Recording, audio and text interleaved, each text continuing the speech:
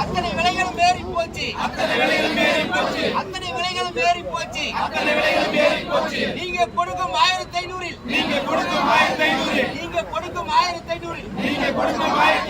எப்படி வாழ்வான் மாற்றுத்திறனாளி? வைத்துக் கொடு மாற்றுத்திறனாளி உதவித்தொகை 6000 வைத்துக் கொடு.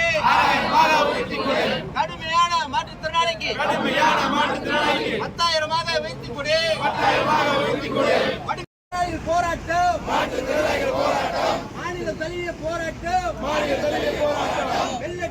வெல்லட்டும். மாற்றுத்திறனாளி ஒற்றுமை, ஓங்கட்டும். போராட்டம். தமிழக தழுவிய போராட்டம். உதவித்தொகை உயர்த்தி கேட்டு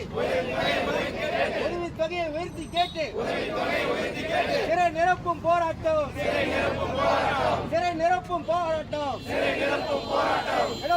விடமாட்டோம்.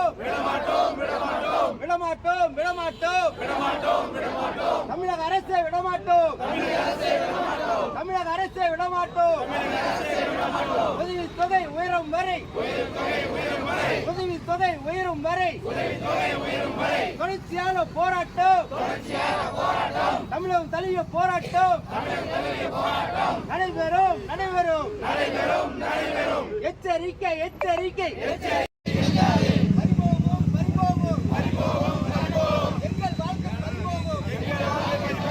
100 நாள் வேலை திட்டம்.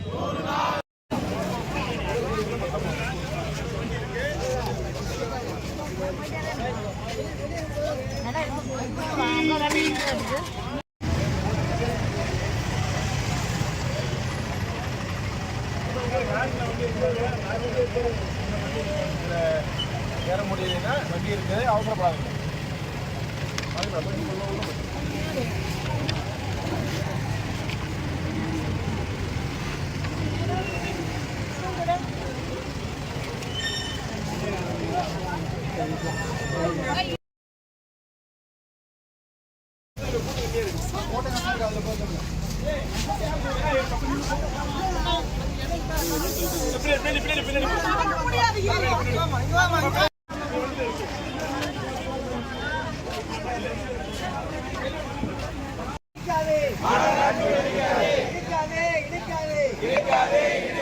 தமிழக அரசே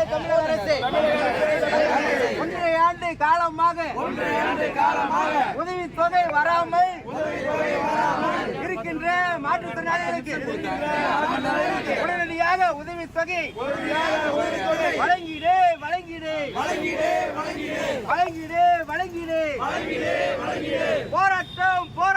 போராட்டம்.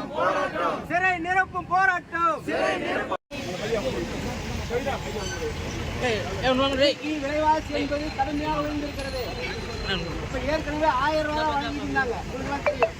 ஒரு 3 வருஷத்துக்கு முன்ன இந்த 1000 ரூபாயை உயர்த்தவே நம்ம சங்கத்து மாதிரி போராட்டம் பண்ணி தான் அந்த 500 ரூபாய் ஏதோ அரசாங்கம் மாற்றுத்திறனாளிகள் உங்களுக்கு தெய்வதாயத்தை காட்டி இலக்கம் காட்டி பண்ண மாட்டாங்க. 1008 ஊழல் அரசாங்கத்தில் நடக்குது உங்களுக்கு நல்லா தெரியும். ஆனா இன்னமும் மாற்றுத்திறனாளி பதிவு பண்ணி வச்சு 1.5 வருஷமா உதவித்தொகை 1000 ரூபாய் 1500 ரூபாய் வழங்காம இருக்கிறாங்க. இதெல்லாம் கண்டித்து தான் இன்னைக்கு இந்த போராட்டம் என்பது தமிழ்நாடு முழுவதும் நடக்குது. அதே போல பக்கத்தில் இருக்கக்கூடிய ஆந்திராவில் இன்னைக்கு 1500 ரூபாய் இங்கே வாங்கக்கூடிய மாற்றுத்திறனாளிகளாக இருக்கக்கூடியவங்களுக்கெல்லாம் 6000 ரூபாய் கொடுத்துட்டு இருக்கிறாங்க. 2000 வாங்கக்கூடிய மாற்றுத்திறனாளிகளுக்கு 10,000 ரூபாயா கொடுத்துட்டு இருக்கிறாங்க. வீட்டில் படுக்கையா இருக்கக்கூடிய மாற்றுத்திறனாளிகளுக்கு 15,000 என்பது வழங்கப்படுகிறது. இப்ப இங்க விட அங்க மாற்றுத்திறனாளி எண்ணிக்கை அதிகம். இப்ப நம்ம நாட்டுல ஒரு 14 லட்சம் பேர் 15 லட்சம் பேர் இருக்கிறாங்கன்னா அங்க ஒரு 20 லட்சம் பேர் வரைக்கும் இருக்கக்கூடிய எண்ணிக்கை அதிகமா இருக்கக்கூடிய ஒரு மாநிலம். அந்த மாநிலத்திலேயே நீங்க வந்து அவ்வளவு உதவித்தொகை என்பது கொடுத்துருக்கிறாங்கன்னு சொன்னா அந்த மாற்றுத்திறனாளிகள் ஒரு அக்கறைப்பட்டு அவங்க கொடுக்குறாங்க. 3000 ரூபாய் கோரிக்கை வச்சிருந்தோம்.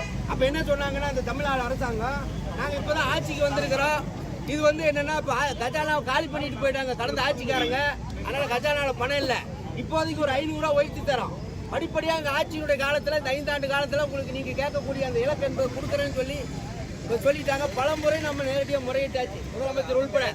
ஆனா வந்து இன்ன வரைக்கும் வந்து அவர் 500 ரூபாய் கூட உயர்த்தாம இருக்கக்கூடிய சூழ்நிலை ஆந்திராவில் இருக்கக்கூடிய அந்த உதவித்தொகை போல இந்த தமிழ்நாட்டில் கொடுக்கணும்னு சொல்லி இந்த போராட்டம் துவக்கி இருக்கிறோம். நம்ம கடந்த அக்டோபர் மாதம் வந்து சென்னையில் ஒரு மிகப்பெரிய போராட்டம் நடத்தி முதலமைச்சருக்கு கடிதம் கொடுத்திருக்கிறோம். அந்த அனைத்து கட்சி எம்பிக்கள் எம்எல்ஏக்கள்லாம் கூப்பிட்டு வச்சு பேச வச்சிருக்கிறோம். அவங்களாம் சட்டமன்ற பாராளுமன்றத்தில் நம்ம உதவித்தொகை சம்பந்தமாக பேசுவதற்காக இருக்கிறாங்க. அப்போ என்னன்னா இந்த போராட்டம் என்பது இன்னைக்கு செயலிழப்பு போராட்டம் நடத்துறோம். இன்னும் அடுத்தது வள்ளின்னு சொன்னா நீங்க என்ன பண்ணுவீங்க? மீண்டும் நம்ம ரோட்டுக்கு தான் வரணும், வேற வழியே கிடையாது. அலுவலப்புல தான் பால் குடிக்கும். அப்ப என்னன்னா நம்ம வந்து போராட்டம் என்பது தொடர்ச்சியா பண்ணி தான் வாங்க முடியும். கடந்த அந்த 500 ரூபாய் வாங்குறதுக்கு கிட்டத்தட்ட 2 வருஷம் போராடணும். இது போற அலுவலகங்கள்ல, தாலுக்கா அலுவலகங்கள், ஆடியோ அலுவலகங்கள்ல அவர் சொல்லாத யார மாட்டாங்க, அவர் சொல்லாத யார மாட்டாங்க. அடுத்திருந்து வாங்கின அந்த 500 ரூபாய் அப்ப அப்படியான கடுமையான போராட்டம் பண்ணதான் நீங்க இருக்கக்கூடிய அரசாங்கம் கொடுக்கக்கூடிய நிலைமை இருக்கு. ஆக மயில இறங்கு போடணும்னா போடாது, வெடுக்குன்னு பிடிக்க வேண்டியதான் நம்மளா. அப்ப கொடுங்கன்னு சொல்லி சொன்னா என்ன பண்ணணும்? நம்ம ஒற்றுமையா இருந்து ஏதாவது ஒரு நிகழ்ச்சின்னு சொன்னா சங்கத்துல ஒரு முடிவெடுத்து சொன்னா